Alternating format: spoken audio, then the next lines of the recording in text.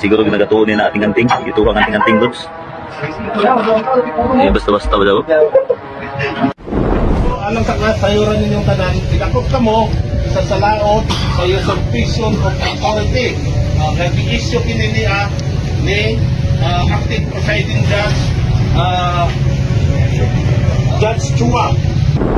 Kamo, dakpo na mo, kay naa mo warrant of arrest for usurpation of authority na ikaw, Madam Bay Lourdes, naapod ka another warrant for unjust vexation. Kung kundi ka makasarang sa pagbayad, ang ganamhanan mo hatag ni ini nga libre para motabang kanimo. Nakasabot ba tanan? Mutabang? Didakop na, mutabang? Nakasabot siguro ma'am sa Bisaya, no? Sige ma'am.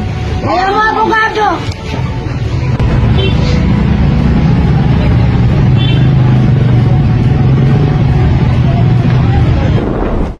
Yan, tinuldukan ng PNP, CIDG at SAF ang bugos na tribal religion nila ni Dato Adlaw at Bay Lourdes. No, ang problema kasi, patong-patong ang kaso na isinampalaban sa kanila at may pinadala na supina sa kanila, ayaw nilang tanggapin.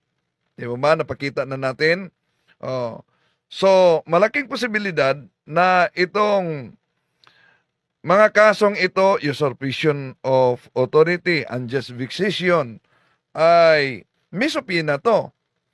Pero itong unjust vexation, dapat idaan din ito sa barangay. Sa barangay level. Ang problema lang, yung pahayag ng barangay kapitan noon ng inilabas natin, pinatawag nila itong grupo, di daw sisipot sa barangay dahil meron silang sariling gobyerno. Ano po ba yung usurpation of authority at unjust vexation? No? Tatalakayin natin yan at makita natin dito mga kapatid yung paglusob kanina at ang press conference ng Mayor, press conference ng HIPI, press conference ng CIDG, sila at sa CSWD dito. Bago tayo papasok sa punto por punto. So, yan. Nahuli, nabulabog sila kanina, no? Sa joint operation. Tatalakayin natin ito. Kasi kamalingan, pag palaging inulit-ulit ay magmukha talaga ang katotohanan para sa ating mga kapatid na kulang ang kaalaman. Ang pagkadaya ay maranasan sa iba't ibang paraan. Pero napakasakit pag madaya tayo sa pananampalataya. Dahil nanganib pati ang ating kaluluwa. Viva Cristo Rey! Pro Dio et Ecclesia! Yung mga miyembro nila, nadamay lang ito. No? Dahil pinangakuhan kasi ng salapi, pinangakuhan sila ng lupa. Ang problema ay nananiwala sila sa sarili nilang gobyerno. Kaya may usurpation of authority. Bakit? Naalala nyo ba yung nagsagawa sila ng checkpoint? Lalo na ngayon, parating na ang eleksyon, so may kumilik gun ban, kumilik checkpoint. At di basta-basta yan. So civilian nagsagawa ng checkpoint. Pwede yan sa usurpation in authority. Pwede din yung pagpasarado nila sa mga establishment. Bakit? Hindi sila taga sa city na taga business permit. So wala silang authority niyan. Lalo na humihingi sila ng salapi that doon sa kanilang tribal, federal, mag-renew. Wala din silang authority niyan. So, usurpation in authority. Although, makapiyansa sila nito at iwan ko kung meron na ba silang mga abogado dahil nakita nyo naman, galit na galit si Bay Lourdes nang sinabi ng PNP, kung wala kayong abogado, bigyan kayo ng gobyerno. Sabi niya, bigyan. Hinuli na kami pagkatapos tulungan pa. Yun. Kumusta sa lahat ating mga kapatid na sumusubaybay sa ating live streaming? At ito ang mga pangyayari, no? Na maalala natin na mayroon pang kaso na walang piyansa. Walang piyansa. Kung naay elemento ng qualified human trafficking at the same time large scale illegal recruitment. Ining large scale illegal recruitment kasi pag may 3 or more persons ka na ni-recruit kasi pinasaligan mo ng trabaho tapos at the end of the day dili man bayato ang trabaho na tagpuan mo, that is large scale illegal recruitment. Dili ta ba na siya available? At the same time, kaning qualified human trafficking considering na may minor sila na na-recruit. So that is qualified human trafficking. The same, grabe kataas ng penalty niya. At the same time, dili na siya available. So ang problema nang pinadala ang Sopina, yon ang pagkakataon na sasagot sana sila sa counter affidavit. Ang problema lang kung wala talaga silang abogado dahil di naniniwala sa batas sa gobyerno. So, padlak sila. Dahil nang inilabas yung warrant of arrest, pwede silang magpiyansa pa para sa temporaryo nilang paglaya, no? Makapiyansa sila para sa temporaryong paglaya. Dahil yung mga kasong yan, pwede pang magpiyansa maliban sa binanggit ng hepe na yung pinag-aralan nila na human trafficking, wala yang piyansa katulad kay Pastor Apollo Kibuloy. So, ito mga kaso ito, pero marami sila, no? Pwede silang magpiyansa para temporary.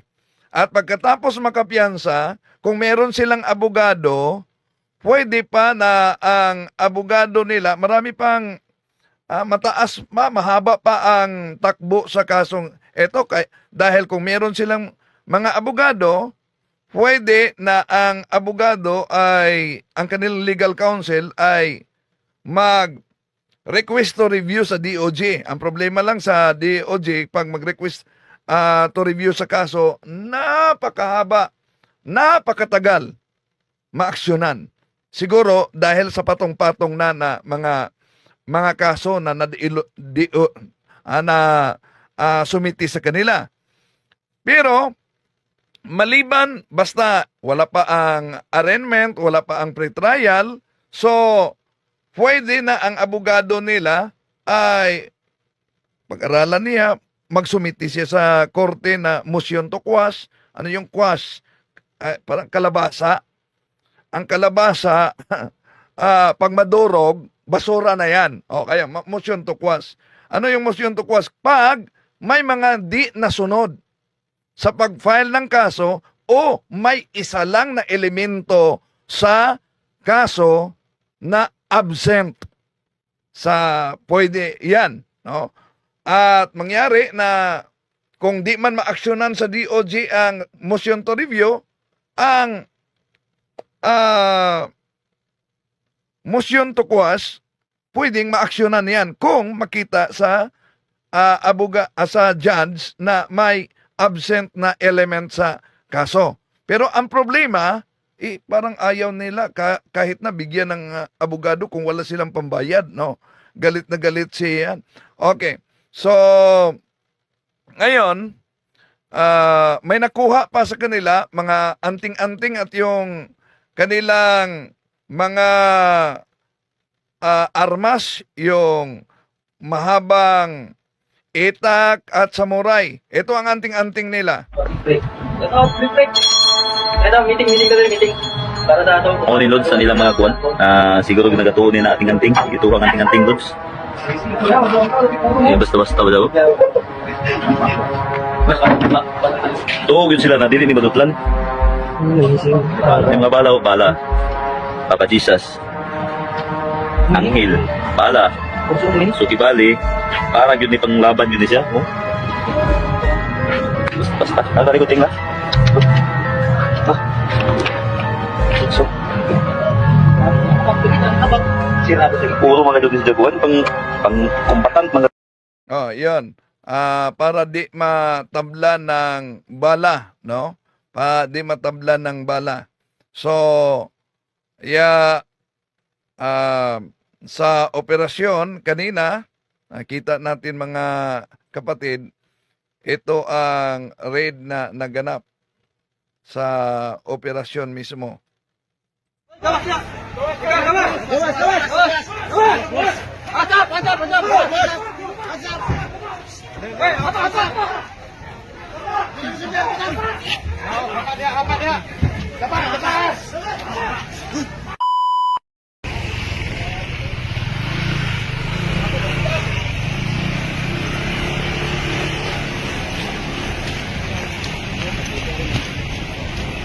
So inita ko man sa ato ang area ko man mga kasurigaw nun. Pag-serve ng warrant o CIDG of sa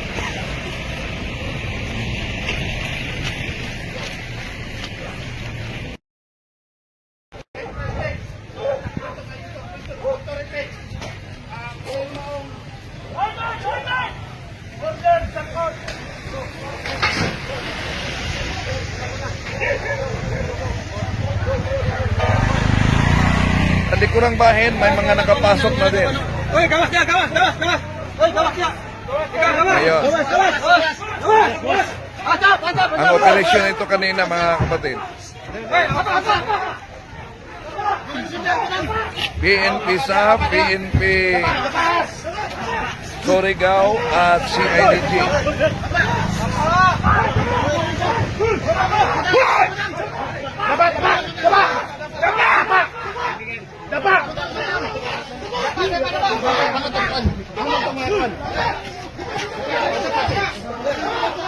Babae, anak! Babae! Babae! Asan babae? Babae, kailan mga babae, ma'am?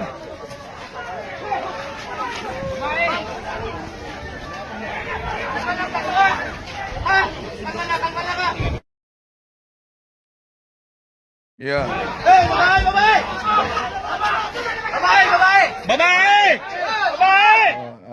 Ang mga pulis na babae ang tinawag dito dahil may mga babae kasing na huli. So ito ang bahagi sa press conference, no, ng Mayor Hippie, CIDG at ang sa CSWD. Of arrest against multiple individuals, including Jorgeto Corpus Santisas, also known as Dato Adlaw, for the crime of usurpation of authority. Under Article 177 of the Revised Penal Code, the warrant issued by Honorable Judge Chua, acting presiding judge of the Municipal Trial Court in Branch 2, Surigao City, was lawfully served today, February 20, 2025 at around 6 in the morning in Purok 5, Barangay Sabang, Surigao City. This joint police operation was conducted through the collaborative efforts of Surigao del Norte Police Office, Provincial Police Office, the Criminal Investigation and Detection Group or the CIDG, RFU 13, and the PNP Special Action Force, the Surigao City Police Station, the 1st and 2nd Provincial Mobile Force Command, and the City Traffic and Management Office, the Integrity Monitoring and Enforcement Group of the Mindanao Field Unit, Office 13, and the City Social Welfare and Development Office. Their coordination and their dedication ensured that the operation was carried out safely and efficiently without commotion. As a result, 21 individuals were arrested and they are now under police custody, while there were additional 9 minors, 1 senior citizen, and 2 breastfeeding mothers were placed under the care of the CSWDO and now under medical checkup for appropriate assistance. Each accused was informed that the nature of their arrest, were informed with their constitutional rights and the anti-torture warning in a language they fully understood. This operation is a testament to our firm and stand against unlawful activities that mislead or endanger our citizen.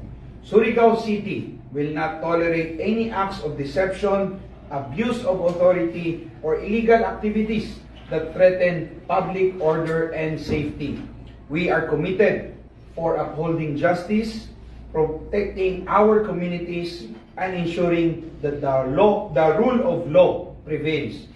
We appreciate and congratulate the hard work of our law enforcement agencies and the cooperation of the community for ensuring a peaceful and just society. We will now proceed with further details of the operation and will address my questions to anybody that you may have. Additional details from Attorney Mariana Lopez, sir, please. So, maayong buntag sa tanan o sa tigpaminaw kanang mga radio station. Kanang tag-serve ng PNP na warrant of arrest, isa ra na sa multiple complaints na tag-file na mo against dyan sa members ng federal. Actually, panlagyan siya usurpation of authority under Article 117 of the Revised Penal Code of the Philippines. There are remaining na mugawasay pa ng mga warrant of arrest against sa mga members na yan. And as a matter of fact, to the other day, nag-serve pagani kita ng subpoena katong 2 counts of large-scale illegal recruitment. Actually, that is not bailable. And katong qualified trafficking in person, the same not bailable. Just in case na makonvict sila, that is tantamount to life imprisonment. At the same time, yung multiple violation of cybercrime law or sa Cybercrime Act of 2012. So, kadto siya. But may other pa siya, may mga criminal complaints na na-file na dili pa na igawas ang warrant. But initially, doon sa 12 na na-file nato na criminal complaints, upat ang na-found out ng upat na ang na-resolve ng fiscal kadtong alarming scandal, I think grave coercion, saka usurpation of authority, saka kadtong I think sa physical injury. So yan, at kadtong initial na upat. So ang naigawas pa doon sa upat kana pang sa usurpation of authority. So may kanyan siya, may corresponding na bail 30,000 each sa kada member na na-include doon sa warrant of arrest. So makatawag ko na mo diyan sa diyan sa mga nadakpan nato diri sa na member ng federal. We will now start the set of questions. Let's start with Benji Villaran. Okay. Direktanin din ako nga pangutana kang Mayor. Mayor, besides nga daghan kayo ang mga ihimo ni Baylor this horror sa imo ha. So, dili pa mga tao nga wa man kay ihimo nga action kay murag kalmado ra kay kaso sa imong reaksyon nato nga gibadbaran ka ni Baylor this. Well, actually, tanan mga jud jaon may karapatan sila gusto panghimon pero ato ta paubaya na mahimo nato ang due process kay kita na labi na jaon kita sa katungod sa gobyerno kitaan mas labaw na dapat mopailayom sa proseso ng balaod ang musadyo na grabe na ko kadako na pasalamat na ang mga daghan ang mga naningkamot para gazud mahitagan ng due process and ma-implement an ato mga balaod diri sa syudad. So dako nako na pasalamat sa first of all sa ato police director si Colonel Warren Dablo, si ato chief of police si Colonel Mariano Lukban, ang ato PMFC na si Colonel Quadra, and of course ato CIDG and ato sa CSWDO na nag-assist na we ensured that the proper implementation ng ato warrant is followed and of course tanan sa mga threats against to any person or to even to community members and even to public officials that is ato dyan sila itag-agi sa due process. Salamat. Next question, please. Ma'am Jojo Ferrol.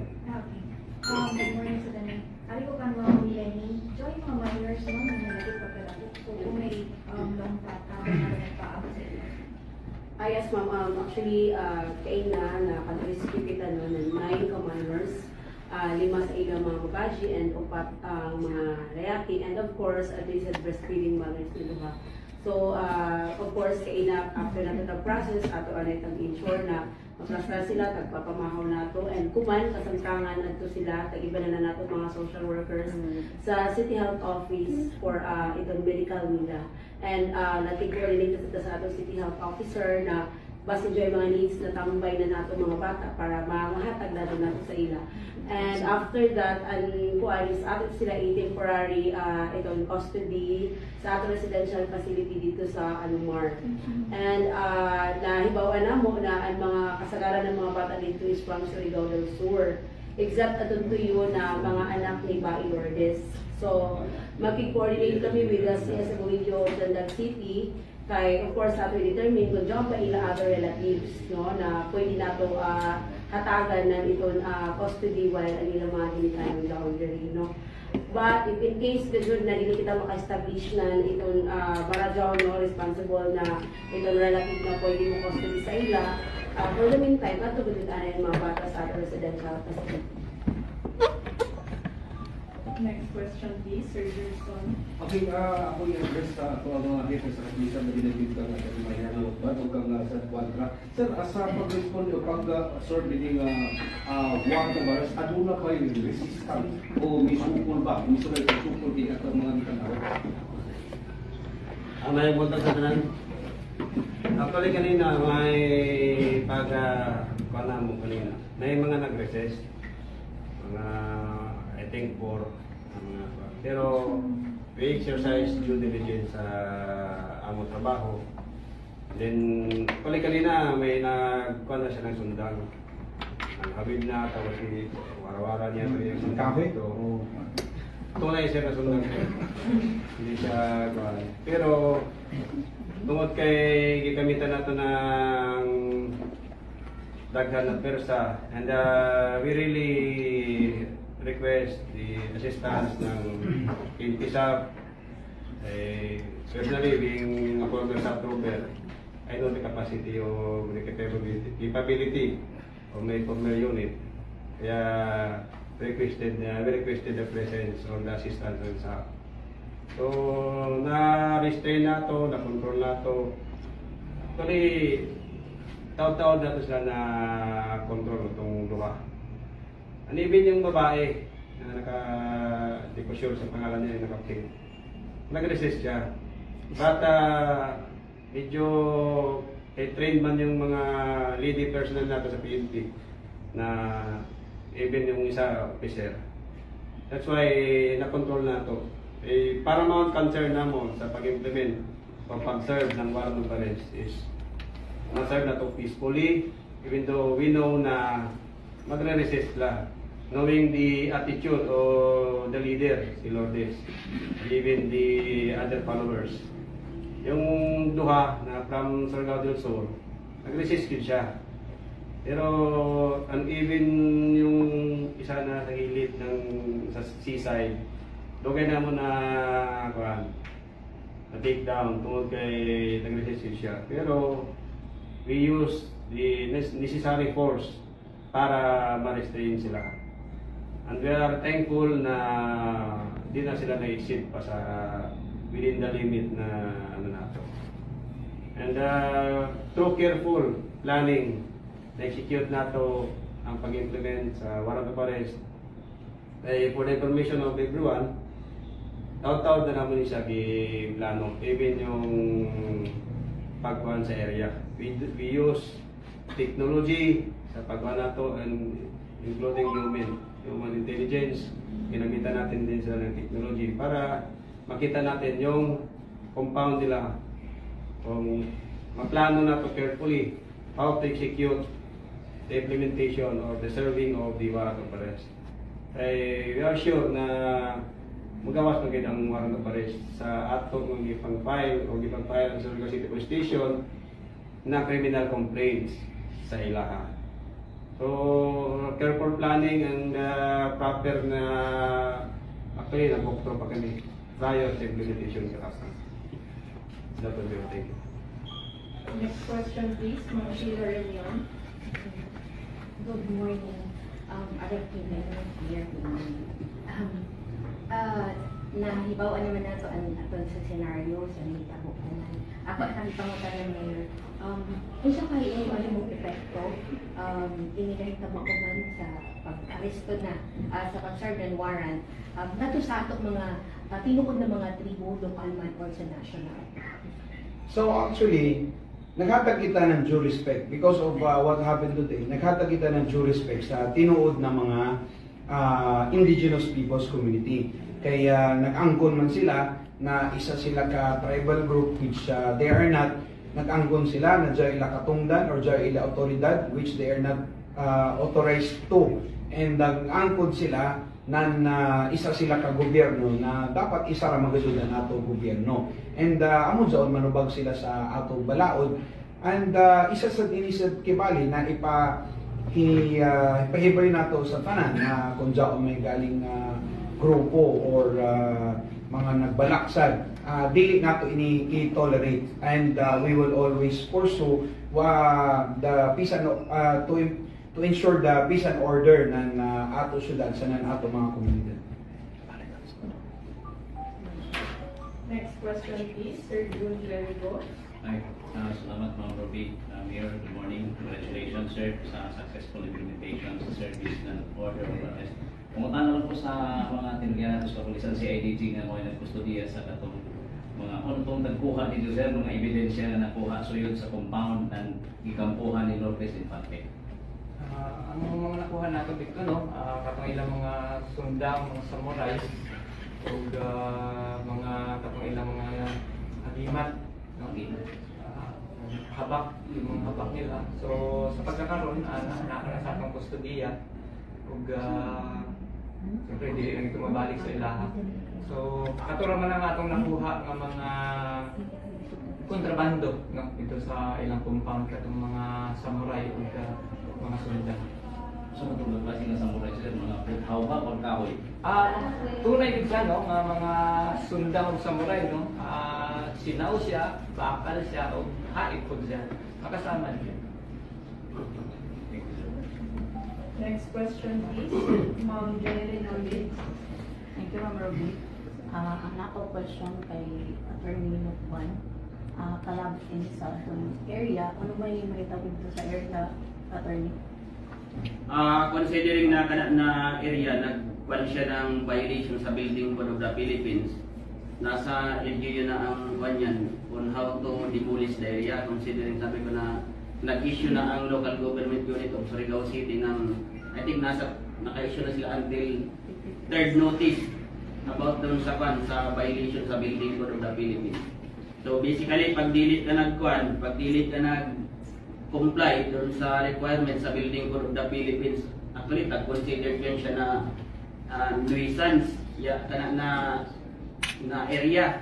So therefore, it will be subjected to demolition by the local government unit of Surigao City. Wala na itao dun sa sulod. Ang mga barangay tanag saka ang PNP ang nagbantay doon sa sulod. Saka dili man na ila na dili man sabla na ila na area. That is grade 1, property ng Bukilon family kung dila tumasadyo. Next question please, Ma'am James Juanite. Good morning everyone. Para kay Attorney Lukman, bilang Chief of Police ng Surigao City, may mga measures na po ba na ginawa ang iyong agency para hindi na po mauulit yung mga pangyayaring ganito? Yes ma'am, actually, I think 2 weeks ago, pinatawag kami sa Sangguniang Panglalawigan under the chairmanship ni Atty. Victor Bernal, and kami doon, we are one of the resource person during sa committee hearing kanila ginanahitabo, and may mga protocol na sila natagkuan natag-mention dun sa propose na ordinasyon na pwede na magamit nila para dili na mo hamog ang igani ng mga insidente. To include kadto na NCIP, may mga recommendation na ang NCIP na taghatag doon during the committee hearing para dili na maghamog pa ang mabiktima kaning mga focus ng mga grupo ng mga IPs. Thank you po. Next question please, Sir Mike Imbo. Yes, good morning. Sa atong SWD mo, naay mga minor na mga bata at kumatayo o nabas inyo kustudiya karon unsa ko'y likuan. Yes, sir. Good morning. No? So that is why nag-uban dito sa operations sa atong sa PNP because kabalo ta na yung mga bata nga mga minor nga naa dito sa ila. No? So kita mismo nagkuha sa mga bata no with assistance sa WCPD nato and maybe sila ka boxer sa ako nagikuan ganyan and naasa sa among custody sa Follow-up question, Sir Lukban. Katong mga nag-surrender na kaniadto, apil sila sa waran? Kato ibig kadtong mga nag-surrender. Kasi ang kanila, before man sila nag-surrender, nakakommit na sila ng felonies punishable under the revised penal code. Iba na istorya ang ang pag-violate nila diri sa balaod nato, iba sab na istorya ang pag-abot dun sa pag-surrender nila. I did not withdraw the criminal complaints na tag-file ko before the City Prosecutor's Office. Pagawas ka tanan ng mga warrant of arrest, ipo-forward na mo na doon sa Surigao del Sur PPO or kung asa man gani niya para for the service ng warrant of arrest na yun. Thank you. Next question, please. Flor Similante. Hi, good morning. Na-serve na ang mga warrant of arrest. So, usay atong mensahe sa mga Surigao nun para di na bitaw magpailat sa iman ang mga pulis ng mga For me, ma'am, ang palawakan lang ako sa tanang mga Surigao. Pag natay isa ka grupo nga pilan, dapat make it sure or have a background check before joining the group. Just like the federal, ang promise nila is magkaroon sila ng lupa, then sila just like katong taga Davao de Oro na mga victims, katong 9 members, i-promisean mo sila ng 18 to 50,000 per month na sweldo. So before joining any group or any organization, dapat see to it na hindi siya bogus o hindi siya legal siya na grupo. Kaya kani, pasya ni federal na grupo. They are claiming na they are IPs. But the NCIP already declared this group few years ago na they are not the real or they are not really recognized as IP. Yung na-mention na ng NCIP is yung Mamanwan, Manubo. And in fact, siguro 3 weeks ago, naririri ang mga recognized na IP communities all over the Surigao del Norte. They are denouncing this group. And even during our the committee hearing by the Sangguniang Panlalawigan, the regional Assistant Regional Director of NCIP, yung isa ka lawyer na babae, nag-kwan siya na this group is not really recognized as an IP. Dili na kwan. So, ang awhag lang na sa tanan na before joining, see to it na dili siya makadaot sa inyong kinabuhi. Legal ang inyong isudlan or dili mo mailad. Kaya mao man ang consequence pag magpailat ka, makaproblema ka later on. So, yun lang ang akong hangyo sa tanan. Next question, please, Neil. Thank you, Ma'am. Ako ay address namin ngayon. Una sa tanan niyo, salamat ka sa karadyo sa paringkamo na nasulbat na yung mga problema sa tribal. Tapos, salamat sa kapulisan. Mayor, pangutan lang kung doon na ba'y plano na nabili na yung mga tropa na makasulit pa rin at ay na. Also, salamat sa gazud sa ato kapulisan, sa mga elements, men and women, sa member na Philippine National Police, kay sila man gazud ang frontline sa pagtabang sa ato na ma-assure kita na peace and order sa syudad, and sila ang may nag-implement sa ato warrant of arrest. And gikan pa nga sa Zatun first nato na incidents. So, una sa tanan, we have already a 24-hour duty ng PNP personnel sa ato CCTV command station kay para any activity na makita nato as joy pagduda or joy intent na dili maradyaw, mas early na ang ato detection gud. And then of course we are calling for the additional budget para mabadaghan pa gud ang ato mga CCTV cameras diri sa syudad with laong na face done with the threat detection capability na smart CCTVs. And also we are through our Peace and Order Council, we are enhancing also capacity and capability ng ato PNP to include the provincial office and the city police station through equipment and sa ato barangay, we are namin ni Colonel Lukban na daan ang mga sulitan siya ni Colonel Quadra sa enhancement sa ato mga people sa barangay because early detection magusod ang importante ng ato crime prevention sa maintenance, how to maintain peace and order.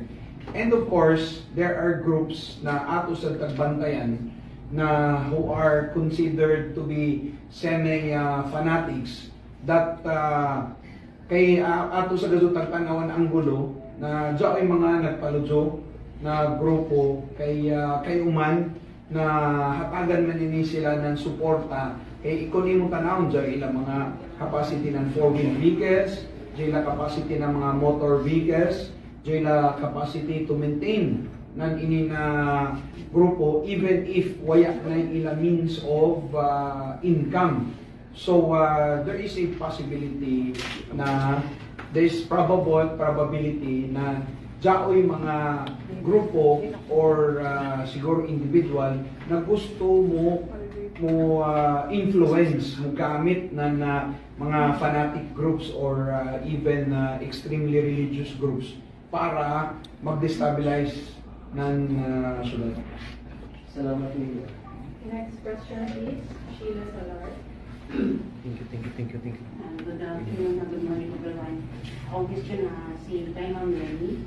Ma'am Lenny, pila sa pabuok ang minor na ang plano ba sa sesta ng diwan ng mga minor? Yes, kumain ongoing pa man na natin medical sa ila, no? And then, naway mga birth certificates to nila. So, we coordinated with our Senate Officer para sa dental aging na kanila later this afternoon. Okay. Ngayon pa, availability ng dentist and afterwards. Of course, itato sa ato facilities sa aming Mars Residential Center.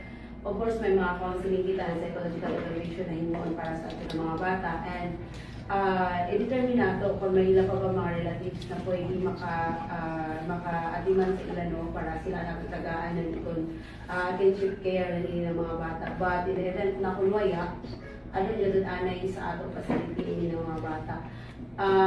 Sa ato pa pagkuha ng mga data ng mga bata, unong sa ila are from Surigao del Sur, tuyuraan mo kalagini. So, coordinate ka rin sila sa mga biro sa Surigao del Sur.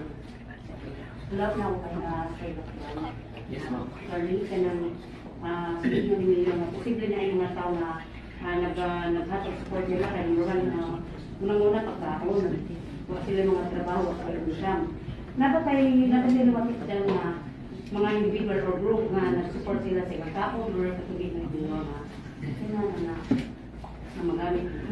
At tanaw pa na po ma'am na insidente, we are conducting investigation to determine kung naabay mga pa, may mga nag-support sa ila. And we will give feedback next time kung naay mga kwan or kung naamay sila yung mga nakamit na violation, we will file criminal complaint kung naaganay mga katinuoran nag-support sa ila. Last attorney ko, alam ko sa ikin sila kabuka itong niulit na gano'n, ipaulit. 19. Pila man kabuk ang na-warrant sila? i-check balik dun sa criminal complaints na na-file namin doon sa itong mga nauna i-file sa City Prosecutor's Office. Pero sigurado ako na-file na ito sila ng criminal complaints. Last question from Monson Monteros. Good news. Kang Ma'am Lenny, ano ka na ito? Ano ba ini siya, Ma'am? Di ba nagkatulpo na nanghatag ko ng ayuda, ng pamatahe, kung kita gusto at ng surrendering, matulad ito. Nakalagta ito sila kanan, Ma'am? Yes, ma'am. Actually, gabay lang na assistance no na igura ga jud makapamasahe sa nakakaon.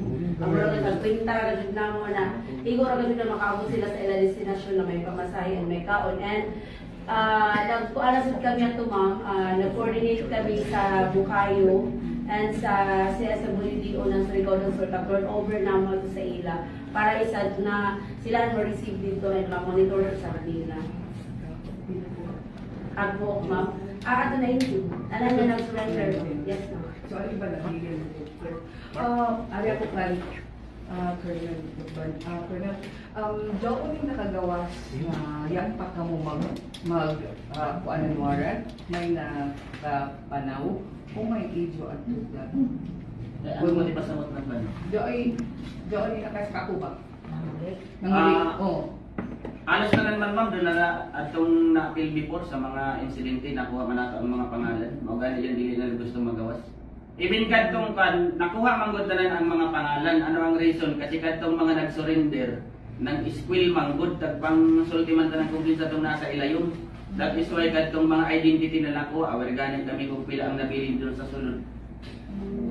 Pila ka mo ba? Ang siko. Kuman? Nasa 21 yun ma'am, plus kadtong may naunat ang nadakpan, kadtong si Shahay, kadtong violation ng BP 6, at the same time serious resistance in disobedience to agent of person in authority. Actually, kadtong kanil siya, 6,000 ang bill sa duha ka kaso, dili galit nakabil at na nakakommit sa silog. So all in all, ang nasikop na nato, nasa 22 na. All the rest, i-forward ka na mo ang warrant of arrest dun sa Surigao del Sur PPO sa Davao de Oro. Para bahala na sila mag-serve doon. Anyway, ganahan man ang pulis magdako. Warrant of arrest naman ang mag... At nag-alam ni Mayor na doon, bisan sino, na daw ay gazoy nagsuporta sa ila, kaya kumadaw may legitimatic dito. Di ako makakomento as of this time ma'am about sa panay. Sabi ko kanina, we will conduct another in-depth investigation about sa panay Mayor kung na ay tao na nagsuporta sa ila. Yun, bahagi sa press conference, no, iimbestigahan din kung meron bang grupong nagsuporta sa kanila, yung maintenance nila, pagkain nila, wala silang siguradong trabaho, no? Pero paano sino ang nagpadala ng kanilang mga pagkain, pangangailangan? Yan, imbestigahan pa rin yan. So, lahat na mga nasa kampo ni George Santisas alias Dato Adlaw, huli talaga. Di basta-basta ito, lalo na meron silang 2 kasong walang piyansa. Yung katulad kay Pastor Apollo Kibuloy, human trafficking, no? Human trafficking at yung large-scale illegal recruitment. 'Yon ang kaso na yan. So, kung maalala ninyo, binasahan kanina si Bae Lourdes ng kanyang kaso, dalawa yung warrant of arrest na lumabas, usurpation of authority and ano ba yun? Pakinggan natin. Madam, good morning. Basahan mga ngalan. Kamo, dakpo na mo, kay naa mo warrant of arrest for usurpation of authority under Article 177 of the RPC. Una ikaw, Madam Bae Lourdes, naapod ka another warrant for unjust vexation. Itong unjust vexation and yung usurpation of authority, tag-issue ni Acting Presiding Judge Maureen Chua. So, aduna mo, makahibalo nga aduna kay katungod sa pagpakahilom, ang imong pamahayag mahimong gamiton pabor o bato kanimo, sa bisan diin nga hukuman, ikaw adunay katungod sa pagpili sa usa ka kasaligan o independenteng abogado ug kung di ka makasarang sa pagbayad, ang ganamhanan mo hatag niini nga libre para motabang kanimo. Nakasabot ba ka tanan? Mutabang? Didakop na, mutabang? Nakasabot siguro ma'am sa Bisaya, no? O, sige ma'am. Ayaw mo, abogado. So, yung isa, si Esther Santisas, asawa yon ni Dato Adlaw, no? Ay yung katabi ni Bae El Lourdes. So, dalawa ang lumabas na warrant para kay Bae Lourdes. Usurpation of authority, no? At yung isang kaso na binanggit sa balik muna natin ano yun na kaso. Okay, sandali. Madam, good morning. Basahan mo nga yan. Kamo, dakpo na mo, kay naa mo warrant of arrest for usurpation of authority under Article 170. Unjust vexation, no? Usurpation of authority, isa na yung pagsagawa nila ng checkpoint at yung pagsarado sa mga establishment dahil nangungulikta sila ng tax na di naman sila authority. So, yun posibleng diyan ang usurpation of authority. Unjust vexation, ano po ba yung example ng unjust vexation? Ang unjust vexation, halimbawa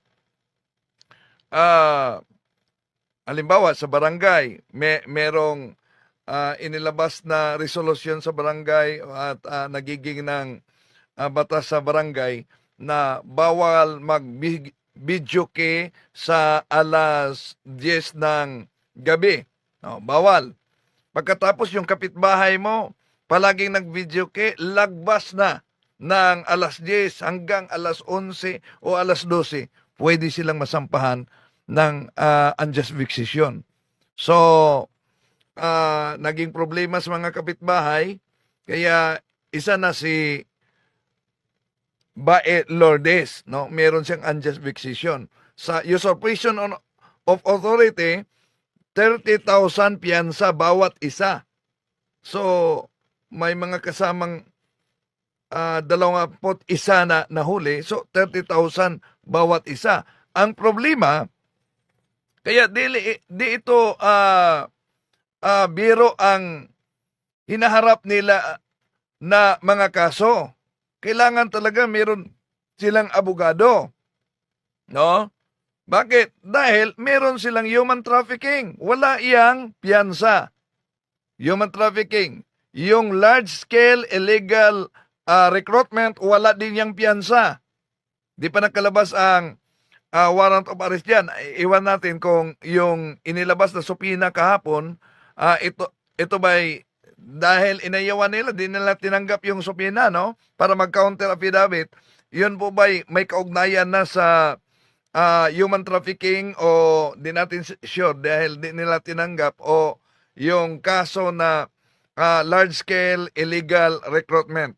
Dahil di ito biro kung mapatunayang may sala beyond reasonable doubt sa human trafficking at sa large-scale illegal recruitment, di nila dapat ito ibaliwala. Hindi ito biro. Dahil panghabang buhay ito na pagkakulong. Oh. So, padlak sa kulungan. No? Padlak sa kulungan kung gayon. At ito ang bahagi kanina.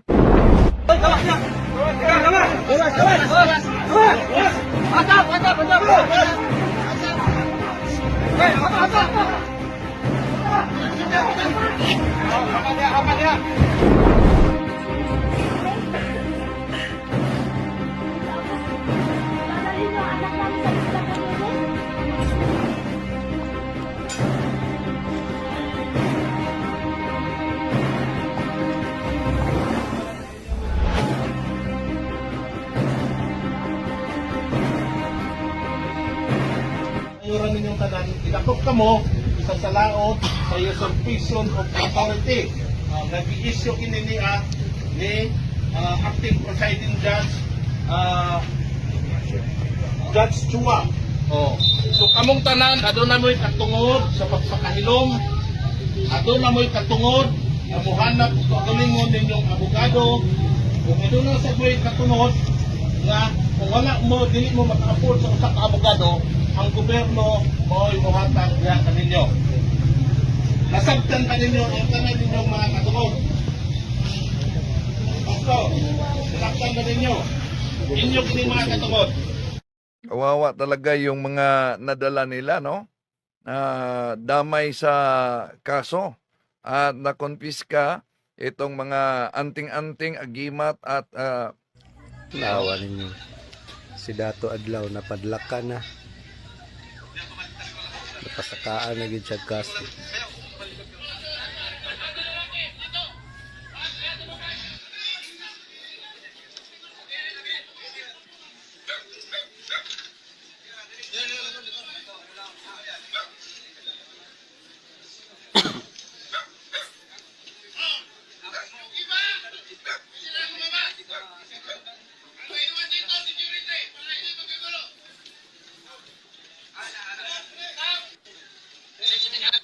Yun, ang mga anting-anting, no, na nakuha at sa CIDG at yung mga itak nila.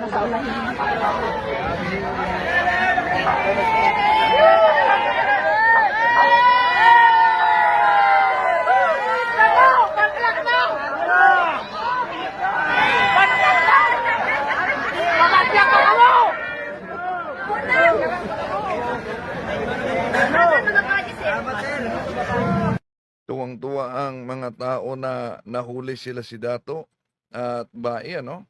No. So, yon ang update. To make his message known is our responsibility. So here we are to pledge our lives to the Lord.